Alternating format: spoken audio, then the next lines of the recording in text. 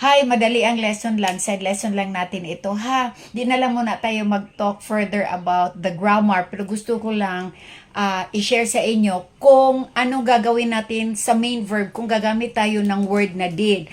Halimbawa ito, I did not eat the cake. So, dito, ang subject ay I. Pero ang main verb talaga natin dito ay eat. Ngayon, ano ang role ng did? Ito ay isang helping verb lang. Pero, although nakapast siya, no, kay to denote nga, past na yung ating ginagawa, pag gagamit tayo ng word na did, dapat ang ating main verb ay simple form. Walang S, walang ES, walang ED, walang ING, walang EN. Okay? Kapag may did, dapat simple ang ating verb. Okay. For example, I did not eat. I did not make. You will not say, I did not made or I did not making.